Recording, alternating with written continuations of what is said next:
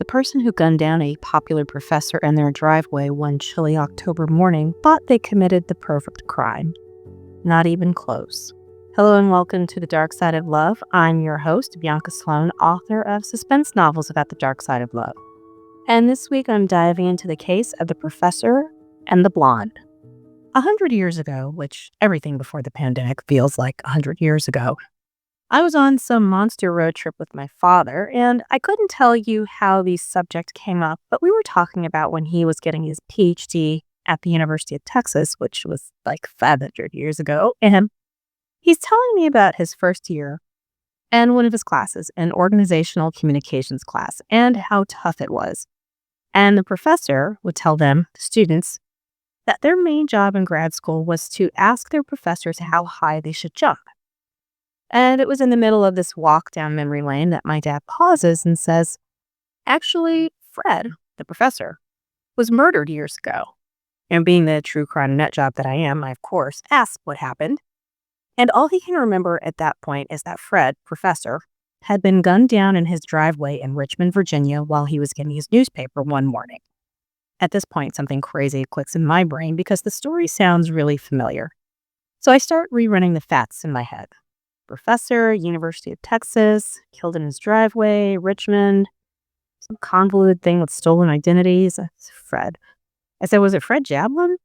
My dad says, yeah, Fred Jablin. And then I realized that I actually saw this on an episode of Snapped, which then I, of course, had to explain to my dad what Snapped was because he wouldn't know it from a hole in the wall. And for those of you who also may not know it from a hole in the wall, Snapped is a show on the Oxygen Network about women who snap and kill. It could be a spouse, it could be their family, a friend, a coworker. That's the basic gist of that show. And to this day, I could not tell you how I was able to snatch that little tidbit from the recesses of my brain, but clearly the story left an impression. So let me tell you the story of Fred Jablin and Piper Rountree. Fred Jablin was exactly what you would expect a professor to be. Slight, balding, bookish, glasses. He'd come to Austin, Texas in 1979 from the University of Wisconsin, having just gone through a divorce from his first wife, so this was probably a fresh start for Fred. In 1981, he crossed paths with Piper Rountree, who'd come to UT in 1978 as a freshman. She enrolled in one of his organizational communications classes, and according to the Richmond Times-Dispatch, Fred and Piper had a strictly student-teacher relationship. One of Fred's colleagues at Texas, John Daly, described the petite, dark-haired Piper as bright, smart, nice. Childhood friend and eventual roommate at UT, Levon Guerrero, told the paper Piper was inquisitive, friendly, and quirky. That offbeat persona likely appealed to what friends described to the paper as Fred's, quote, calculated, hardworking side. Though he wasn't immune to sampling the watering holes that Austin had to offer. And having lived there, I can attest that I don't think you can live there unless you do go to the bars on occasion, or more than an occasion. This squares with some of my dad's memories of Fred being pretty exacting in class, but showing a different side off the clock. He recalled going to a party at Fred's house with my stepmom when they were dating. I'm dad and my stepmom. And that Fred offered them some weed. Now, they didn't take any, but that kind of tells you that Fred was business in the front and party in the back. So, hey, do you. Fred and Piper start dating once he's no longer her professor, and friends say he was mesmerized by all of that friendliness and quirkiness. Apparently, it was a real love connection, and it wasn't long before they were joined at the hip. Now, someone who felt all of Piper's vivaciousness was wasted on the timid Fred was Piper's older sister, Tina. She told CBS's 48 Hours that, quote, I was always disappointed that she married Fred because I always thought she would marry someone who was more successful, someone who's interesting, someone who was funny. He was not. Ouch. Apparently, Piper didn't care what the F her sister thought because in 1983, she and Fred moved to San Antonio, about an hour and a half from Austin, and they moved there because Piper had been accepted to the law school at St. Mary's University. Fred kept right on working at UT, making that commute up 35 twice a day, which, y'all, that ain't fun because nothing on 35 is fun. So that had to be a man in love to do that twice a day, every day. Piper was still in law school when she and Fred married later that year, and by all accounts, the newlyweds were happy and things were going well. I've heard this story a million times before. However, Piper had some issues, which started to creep in during those early days of wedded bliss. Namely, that she suffered from bulimia and was in therapy for what was described as family problems. John Daly told the Richmond Times-Dispatch that Piper could be, quote, charming, but soon after they got together, she changed. He further said she was always high-strung and had peaks and troughs, and that they seemed to get higher and higher and deeper as things went on. Despite these challenges, the couple pressed on, and Piper did graduate from law school and found work as an attorney in San Antonio while Fred kept slogging away at UT. The couple eventually welcomed 3 children, daughters Jocelyn and Callan and son Paxton. During this time, Fred was offered a job at the University of Richmond, which allowed Piper to become a stay-at-home mom. While Piper enjoyed being at home with the kids, the transition to life in Richmond was tough. She had trouble making new friends and was lonely for her family in Texas. She's feeling isolated. She's got these babies. I'm sure Fred was working long hours. So, understandably, this, of course, leads to some struggles in the marriage. Piper experienced bouts of depression, and part of her remedy for that was compulsive shopping, racking up thousands of dollars on the couple's credit cards. Now, my dad told me that he vaguely remembers rumors that Piper was having an affair, but he couldn't be 100% sure on that. Well, it turns out it wasn't a rumor. Piper was having an affair with a married man because, of course, Fred found out and all hell broke loose. He filed for divorce, and in a nutshell, he got everything. As in the house, the kids, everything. Piper got visitation, and in order to pay Fred child support each month. So this kind of tells you something, right? Because usually mom gets custody of the kids, not Piper. So this is where we have to say, what's wrong with this picture? For starters, it sounds like maybe in a bid for attention, Piper was prone to stunts. According to the Richmond Times-Dispatch, she would call Fred's office looking for him, panicking when he wasn't immediately available. Deanna Matthews, who was the administrative associate at the Communications Studies office, told the paper that Piper's messages would consist of things like, "Tell Fred I had to fire the maid," or "Tell Fred he needs to come home right now." As I mentioned before, Fred was known to be this kind of straight down the line guy for the most part, except for the very shade. But where Piper was much more on the emotional side, which always works well in a relationship, right? Right. So remember John Daly, Fred's colleague. He had referred to Piper as high-strung. She was being treated for depression, and according to the Houston Chronicle, Piper experienced, quote, significant episodes of mental health problems, drinking, and abuse of prescription drugs, and that she had circulated false reports of spousal abuse against Fred. CrimeLibrary.com reported that the married guy she'd had the affair with, she had threatened to kill the man's wife. So all things point to Piper probably not being considered the most stable parent. After the divorce, she's got to start over. Piper never took the Virginia bar, which meant practicing law in the state was out. So she hightailed it back to Texas, where she was licensed, and she moved to Houston, where her sister Tina lived, and she resumed her law career. Except apparently Piper wasn't all that great of an attorney, and she had trouble keeping a job, which meant she had trouble keeping up with the child support payments she owed Fred, and wound up owing him almost $10,000.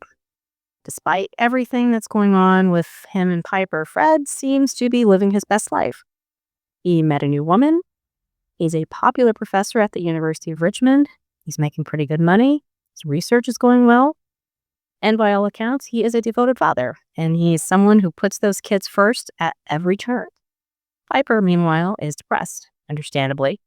She only gets to see her kids a few times a year for holidays and school breaks, and supposedly, again, not all that surprising, wasn't all that thrilled that Fred's new girlfriend was developing a relationship with her children. So things aren't going all that great for Piper. And as we know, they're about to get a whole lot worse for Fred. Saturday, October 30th, 2004. It's early, about 6:30 or so in the morning. The 3 Jablin children are sound asleep. Fred, still in his bathrobe and slippers, heads downstairs to make a cup of coffee before stepping outside to grab his newspaper. 2 gunshots shatter the early morning silence, piercing Fred in the arm and in his back. He falls to the ground. A neighbor hears the shots and calls police, but isn't altogether sure of what he heard. About a half hour later, after sunrise, Fred is found face down in his driveway, dead. He was 52. The only clue that police find at the scene is the slug from a .38. On the surface, the whole thing seems baffling. A respected professor murdered in the driveway of his suburban home in the chilly dark of a Saturday morning. The very definition of things like that don't happen to people like him in a neighborhood like this. Here's another little detail. Friends said Fred was all about routine, literally someone you could set your watch to. And one of those unshakable routines was to early, every morning, make coffee and grab his newspaper from the driveway. Exactly the kind of thing an ex-wife would know. Almost immediately, neighbors and friends point police in Piper's direction. Except there was the pesky matter of her rock-solid alibi. Piper's son Paxton told police he'd spoken to his mother via her cell phone the previous day, and she told him she was in Houston. She's 1,000 miles away, so she couldn't have done it, right? Here's where things start to get interesting. Of course, police just can't go by her son's say-so. They have to verify this alibi. They start by reaching out to her cell phone carrier to prove that Piper was really in Houston, or that her phone was anyway. And the phone carrier says, no, girl's phone was actually in Richmond at the time she was supposedly talking to her son from Houston. The phone then goes on a little road trip. Police track its location to Norfolk, Virginia, and then Baltimore. They dig a little further and discover that Southwest Airlines had a flight originating in Norfolk with a stop in Baltimore, finishing up in Houston, where Piper lives. Police check the passenger list, fully expecting to see Piper's name on it, because this is how stupid she has to be, right? No. It's not Piper's name on that passenger list, but rather her sister, Tina. So this is a what situation happening now, right? Police in Houston race to the airport to try and catch a chick, any chick with a last name Rountree getting off that plane, except they miss her. They finally do catch up to Piper on October 31st, the day after Fred's murder, and she claims she was working in Galveston, which is about an hour from Houston. But according to what Detective Kobe Kelly told Snapped, her details were, quote, vague. Now, because they found Tina's name on the passenger list for that flight to Virginia, of course, police wanted to talk to her. However, she wasn't being all that cooperative, which puts police back at square one and needing to determine which sister was doing what when, at the moment Fred Jablin was being assassinated in his driveway. Square one is the airport and a ticket agent who was able to identify Piper as the woman who was on that Southwest Airlines flight. However, the agent didn't describe a brunette like Piper, but a blonde, like Tina.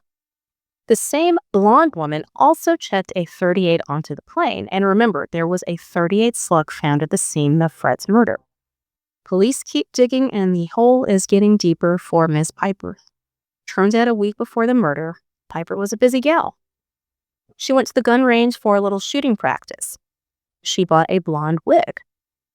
On her way out of town to Virginia, she stopped at an academy, which is a sporting goods store, and bought a gun log. I mean, she may as well have stood under a neon sign and said, "Look at me, I'm about to murder my husband." As the walls start to close in on Piper, she went back to Richmond for an emergency custody hearing. But since she was suspect numero uno in Fred's murder, the judge denied her custody request and instead gave the 3 kids to Fred's brother. Piper's day went from bad to worse because as soon as she left the courthouse, the cops arrested her for Fred's murder. Piper's motive, according to prosecutors, was simple. She was upset because she lost custody of her kids and felt burned about having to pay child support to Fred. She wanted her kids back. She wanted to not have to owe him money for child support. Oh, and she was the beneficiary of his life insurance policy, which that money also would have solved a lot of problems for her. And in her mind, her biggest problem was Fred. He was standing in the way of everything she wanted. How do you solve a problem like Fred Jablin? If you're Piper Rountree, you murder him. Piper's murder trial got underway in February of 2005, and her defense team's strategy was to blame the whole thing on Tina, or at least plant enough reasonable doubt that it could have been Tina since these sisters resembled each other. Since Tina's name was on the passenger list for that flight to Virginia, since Tina really didn't care for Fred because, remember, she thought her sister was too good for him. Still, though, how much would it suck for your sister to let you take the rap for a crime that you were accused of committing? And not, I don't know, 5-fingering a pack of gum, but a murder. A murder. I tell you what, she wouldn't be coming to my house for Christmas after that. Attempting to lay the blame on your sister for the crime you were accused of committing aside, Piper's case was pretty weak, which meant she had to take the stand to testify in her own defense. And I was a juror on a murder case once, and about the worst thing that a guilty person can do, a guilty defendant, is to testify on their own behalf. Predictably, Piper was a terrible witness, coming off cold and cryptic in her testimony. She had an answer for everything, as liars usually do. And as CrimeLibrary.com noted, she claimed she bought the wig for a Halloween party, but no, wait. The wig was actually for her sister Tina. Yes, she did practice shooting at the gun range, but that was for protection. And she shared a cell phone with Tina, so maybe it was Tina who was in Virginia. See, it's the sister thing again, but we'll come back to her in a minute. Coupled with all of the evidence against her, the jury deliberated for less than an hour before finding Piper guilty of first-degree murder. She was ultimately sentenced to life in prison, the judge noting the premeditated and calculating nature of the plan she executed against her ex-husband, further chastising her for demonstrating, quote, absolutely no remorse. Now, aside from her not liking Fred and her sister's defense team potentially trying to pin the whole thing on her, where does Piper's sister Tina fit into all of this? So Piper had used her sister's identification to do all kinds of stuff. And, I'm not sure if Piper swiped the ID without Tina knowing, or if Tina handed it over and said, do you, sis, or what. But whatever the case, Piper was definitely masquerading as Tina as a way to alibi herself for Fred's murder. And again, mentioned this before, they resembled each other physically, even down to their voices. So much so that people commented on the similarities between the two all the time. Piper used the ID at the shooting range the week before the murder. She used it to board that flight to Virginia, and she used it to check into the hotel she stayed at the night before the murder, though, as CrimeLibrary.com notes, she wanted to sign in using another name, not the name that was on the ID, because, that's not weird at all. Tina was arrested on November the 8th, 2004, a few days after Piper's own arrest, as police suspected her of tampering with evidence connected to the murder. She pleaded guilty, and Dateline reported that she completed 9 months of community service. Tina told the CBS station in Richmond that her little sister was, quote, her best friend and a remarkable woman. I have 2 sisters, and they don't love me enough to go and serve time or community service or whatever because I murdered somebody. They just don't like me that much. Piper's first chance at parole was in 2020 when she was 60, but it was denied. The reasons given were that, quote, release would diminish the seriousness of the crime and the serious nature and circumstances of the offense. Piper Rountree's next chance at parole will be in 2033. Thank you so much for joining me for another episode of The Dark Side of Love.